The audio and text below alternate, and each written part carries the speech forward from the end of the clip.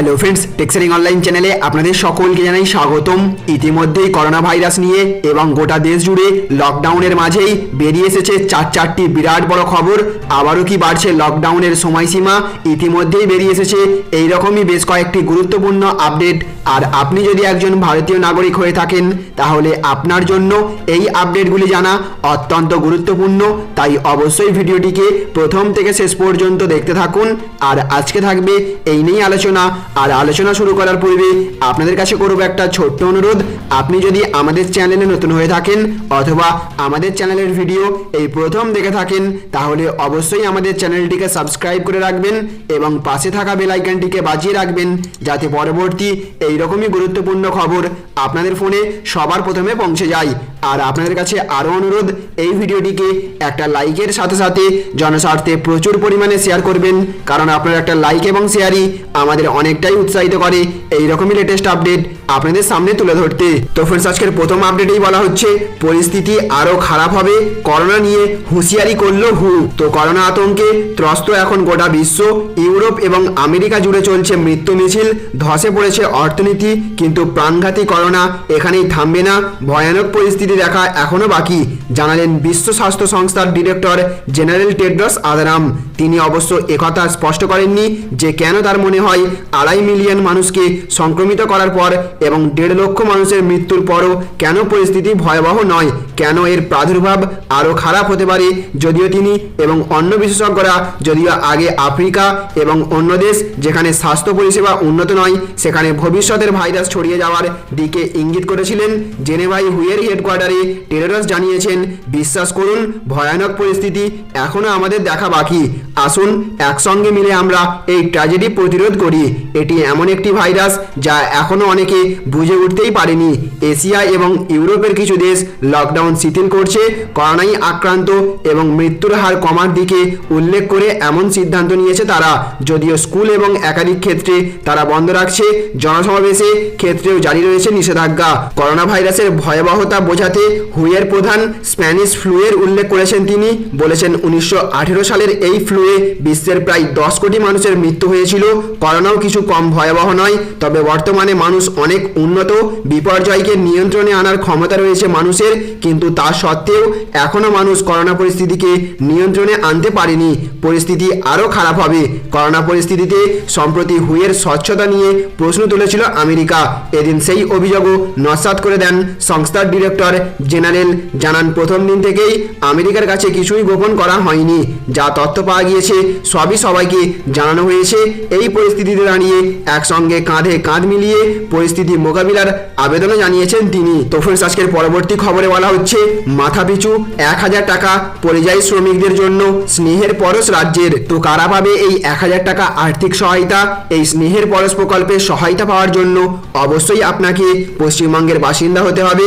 Corona মোকাবিলায় শুরু হওয়া লকডাউনের জেরে যেহেতু আন্তঃরাজ্য পরিবহন বন্ধ, সেহেতু তিনি নিজের রাজ্যে ফিরতে পারছেন না। যাদের ক্ষেত্রে এই রকম ঘটেছে তারা আবেদন করতে পারবেন। নিজেকে পশ্চিমবঙ্গের বাসিন্দা প্রমাণ করার জন্য খাদ্যসাথী কার্ড বা এপিক বা আধারের নম্বর দিতে হবে। জেলা শাসক বা কলকাতার পুর কমিশনার যদি নিশ্চিত হন যে আবেদনকারী পশ্চিমবঙ্গের বাসিন্দা এবং লকডাউনের কারণে বাইরে আটকে রয়েছেন তবেই সাহায্য মিলবে। কিভাবে আবেদন করতে হবে? যেহেতু রাজ্যের বাইরে আটকে থাকা পরিযায়ী শ্রমিকদের পক্ষে সশরীরে হাজির হয়ে আর্থিক সাহায্যের আবেদন জানানো সম্ভব নয়, তাই রাজ্য সরকার একটি মোবাইল অ্যাপ লঞ্চ করেছে যার নাম ওয়েস্ট বেঙ্গল স্নেহের পরশ। নিজের মোবাইলে ওই অ্যাপ ডাউনলোড করে তার মাধ্যমে আবেদন জানাতে পারবেন ভিন রাজ্যে আটকে থাকা পরিযায়ী শ্রমিকরা। গুগল প্লে স্টোর থেকে বা পশ্চিমবঙ্গ সরকার এগিয়ে বাংলার হোম পেজে দেওয়া জয় বাংলা লিঙ্ক থেকে এই অ্যাপ ডাউনলোড করা যাবে এবং ডাউনলোডের পরে তাতে প্রয়োজনীয় তথ্য দিতে হবে। আবেদন করতে কি কি লাগবে?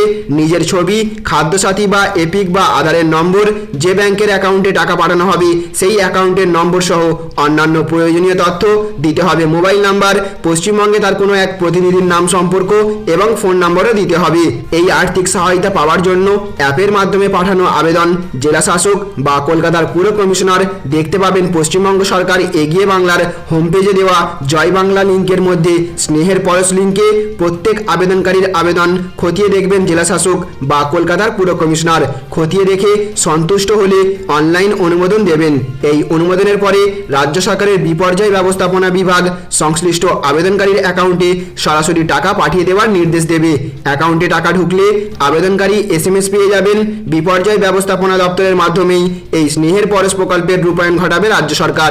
20 এপ্রিল থেকে 3 মে পর্যন্ত এই প্রকল্প কার্যকরী থাকবে বলে রাজ্য সরকারের তরফ থেকে জানানো হয়েছে। তো ফ্রেন্ডস, পশ্চিমবঙ্গ সরকারের এগিয়ে বাংলার ওয়েবসাইট লিংক আমরা ডেসক্রিপশন বক্সে দিয়ে রেখেছি, সেখান থেকেও আপনি লিঙ্কে ক্লিক করে আবেদন জানাতে পারবেন। তো ফ্রেন্ডস, আজকের পরবর্তী আপডেটে বলা হচ্ছে করোনা মোকাবিলায় স্যানিটাইজার, সাবান, মাস্ক, দস্তানার ওপর কেন GST তুলে নেওয়া হোক দাবি রাহুলের। তো সারা দেশে করোনা ভাইরাস সংক্রমণ রোখার তোড়জোড় চলছে। লকডাউন করে সংক্রমণ ঠেকানোর কৌশল নিয়েছে কেন্দ্র, পাশে প্রায় সব রাজ্য। কিন্তু করোনা ভাইরাসের সংক্রমণ ঠেকানোর লড়াইয়ে যেসব উপকরণ সামগ্রী ডাক্তার স্বাস্থ্যকর্মীদের কাছে অতি প্রয়োজনীয়, সেগুলির উপর চড়া হারে GST চালু রয়েছে বলে অভিযোগ করলেন রাহুল গান্ধী। বিষয়টির দিকে সরকারের দৃষ্টি আকর্ষণ করে কংগ্রেস সাংসদের দাবি, এই সংকটের সময় আমরা বারবার বলছি এই অতিমারির সঙ্গে লড়াইয়ে ছোট বড় দরকারি সামগ্রীগুলির উপর থেকে GST তুলে নেওয়া হোক। রোগ গরিবের মতো প্রতিকূলতার সঙ্গে বুঝতে থাকা মানুষের কথা ভেবে স্যানিটাইজার, সাবান, মাস্ক, দস্তানার উপর ধার্য GST বাতিলের দাবি করেন তিনি। বলেন এগুলির উপর GST চাপানো অন্যায়। GST ফ্রি করোনা হ্যাশট্যাগ ব্যবহার করে এই দাবিতে অনড় থাকবেন বলে জানিয়েছেন রাহুল গান্ধী। তো ফ্রেন্ডস, আপনিও কি চান করোনা মোকাবিলায় স্যানিটাইজার, সাবান, মাস্ক এবং বিভিন্ন অতি প্রয়োজনীয় জিনিসের উপর থেকে GST তুলে দেওয়া হোক? তাহলে অবশ্যই কমেন্ট বক্সে আপনার মতামত জানাবেন। তো ফ্রেন্ডস, আজকের আরও একটি বড় খবরে বলা হচ্ছে 4 মে থেকেও স্বাভাবিক হচ্ছে না গণপরিবহন ব্যবস্থা, ইঙ্গিত কেন্দ্রের। তো দ্বিতীয় দফার লকডাউন এখন অব্যাহত গোটা দেশ জুড়েই। আগামী 3 মে শেষ হওয়ার কথা এই লকডাউনের, কিন্তু তারপরেই যে বিমান এবং রেল পরিষেবা স্বাভাবিক হবে তার কোনো নিশ্চয়তা নেই। রবিবার তার স্পষ্ট ইঙ্গিত দিয়েছিলেন কেন্দ্র। কেন্দ্রীয় স্বরাষ্ট্র মন্ত্রকের শীর্ষকর্তা জানিয়েছিলেন 4 তারিখ থেকে ট্রেন এবং বিমান পরিষেবা স্বাভাবিকের মতোই শুরু হয়ে যাবে বলে ভাবা হলে তা মস্ত ভুল হবে। কারণ দেশের বর্তমান যা অবস্থা তাতে এই ধরনের গণপরিবহন ব্যবস্থা এখনও চালু না হওয়ার সম্ভাবনাই বেশি। তিনি জানিয়েছেন কেন্দ্রীয় সরকার প্রতি মুহূর্তে এই নিয়ে সব পক্ষের সঙ্গে যোগাযোগ রাখছে। স্বাস্থ্য মন্ত্রক এই নিয়ে যা বলবে সেই অনুযায়ী পদক্ষেপ করা হবে। ট্রেন এবং বিমান পরিবহন চালু করা সবটাই নির্ভর করছে স্বাস্থ্য মন্ত্রক সংক্রমণ নিয়ে কি রিপোর্ট দেয় তার উপরেই। কিন্তু গতি প্রকৃতি যেদিকে এগোচ্ছে তাতে 4 তারিখ থেকে স্বাভাবিক পরিষেবা শুরু হচ্ছে, এ কথা ভাবার কোনো জায়গাই নেই।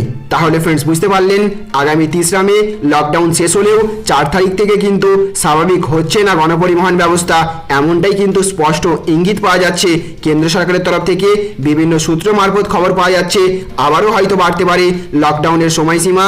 যেভাবে প্রতিনিয়ত সংক্রমণের হার লাফিয়ে লাফিয়ে বৃদ্ধি পাচ্ছে, সেই দিকে লক্ষ্য রেখে লকডাউন ছাড়া আর কোনো বিকল্প পথ নেই এই ভাইরাসের মোকাবিলায়। তাই আরও একবার কেন্দ্র সরকারের তরফ থেকে লকডাউনের সময়সীমা বাড়ানো হতে পারে বলেই জানা যাচ্ছে। আর 4 তারিখের পর যদি গণপরিবহন ব্যবস্থা চালু না হয় তাহলে প্রায় 1.5 মাস বন্ধ থাকবে সমস্ত পরিষেবা, যা ভারতের ইতিহাসে এই প্রথমবার ঘটতে চলেছে। তো ফ্রেন্ডস, আপনি একজন ভারতীয় নাগরিক হিসেবে দেশের স্বার্থে দেশবাসীর স্বাস্থ্যের কথা মাথায় রেখে আপনিও কি চান লকডাউনের সময়সীমা আরও বাড়ানো হোক? অর্থাৎ আপনাদের মধ্যে কতজন চান লকডাউনের সময়সীমা আরও বাড়ানো হোক এবং কতজন চান না, অতি অবশ্যই কমেন্ট বক্সে প্রকাশ করবেন। সাথে সাথে লকডাউনের সময়সীমা বাড়ানো হলে দেশের দিন আনা দিন খাওয়া মানুষদের জন্য সরকারের আরও কতটা পদক্ষেপ নেওয়া দরকার বলে আপনি মনে করেন সেটাও কমেন্ট বক্সে জানাবেন। তাহলে ফ্রেন্ডস, বুঝতে পারলেন এই ছিল আজকের কয়েকটি গুরুত্বপূর্ণ আপডেট।